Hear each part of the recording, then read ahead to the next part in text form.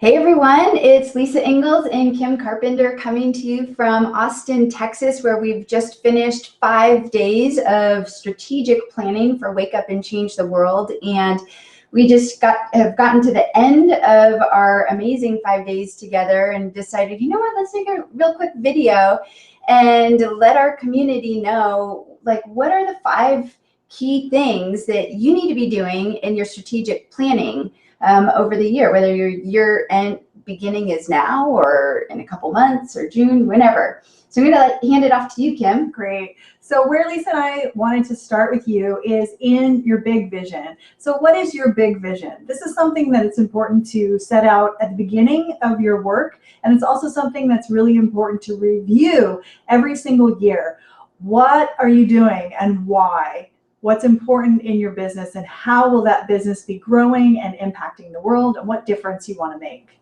Yeah, and starting from that big vision will naturally lead you into what Kim and I are calling your superpowers or your unique gifts, because your big vision is most likely going to need more than your unique genius in the world. So we want to show you a little chart of how we've done that. This chart here represents actually our big vision. I know you can't see all the little circles, but within our big vision, Kim and I had to determine, okay, what are our unique superpowers that we're bringing to the table for Wake Up and Change the World, and how are we going to build a team around us to support that big vision? So for instance, Kim, some of her unique superpowers have to go with marketing and sales and operations, and she's put into our vision here where her unique superpowers fit in. And so have I.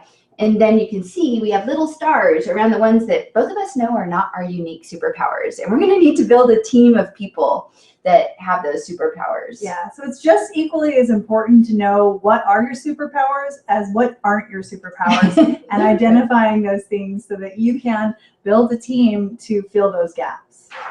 Yes. Yeah. On to number 3. So our next thing that we're really focusing on this week is our year and our week planning. So we're not only planning out our year, what are all of the different offerings that we want to launch into the marketplace, but also our week. What's our weekly flow and rhythm? And so we not only looked at, what days of the week do we want to have strategy sessions with people? What days of the week do we want to have strategic alliance discussions with people? But also, what days of the week are we just naturally feel more productive, and maybe other days of the week, like for myself on Fridays, it's just really a free flow day. Like, it's a great day for ideation and innovation. It's not a great day for really down and dirty nitty gritty planning. So work around your own personal rhythms, as well as, and if you have a partner or other people on your team, check in about what those rhythms are for them as well. Yeah, absolutely. And then the next thing that we have worked on that's, of course, really important in any business is your financials.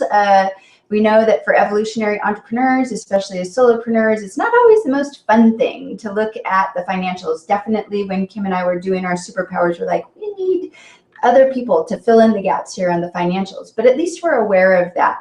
In the financials, not only do you want to project what income you want to be making, you also need to consider then, okay, well, what other offerings do I need to bring into the fold so that I'm moving in the direction and I'm up-leveling the vision I'm up-leveling into my big vision over the year. Right, and that's something we really work a lot with our VIP one-on-one clients with, is mapping out your year and saying, for each individual launch, each program that you want to put out into the world, what kind of financial projections do you think, what kind of revenue do you want to go for each of those, and then what are your expenses against that. So it's really important that you're looking at your expenses as well as your projected income.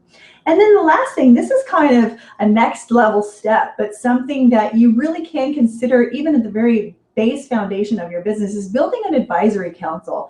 And when you're doing your advisory council, we really think that you should think about who are people that you really respect? Who are people that are ahead of you in their business that could advise for you? Maybe there are people outside of your industry completely, but that have really innovative business ideas or other types of ideas that you would like to leverage their expertise. And you'll be surprised. I think a lot of people are very honored to be asked to be a part of your advisory council. So it's something that we're actually building up right now in the first year of our business operations, and something for you to really consider looking at as well. Yeah, so those are the 5 things, you guys, that as you're strategically planning your year out, that we recommend. Of course, there's more than these 5, but these are the top 5 recommendations that we have for you. And we hope that you're all off to a great start in the new year of your evolutionary business, and you'll be seeing more of us on a weekly basis as well, coming into your inbox. So we hope you open it up, and we would love to see you. Let us know if you have any questions, if you have any anything to share with us. Actually, we love that. Just email us, support@wakeupandchangetheworld.com. Bye for now, guys. Bye for now.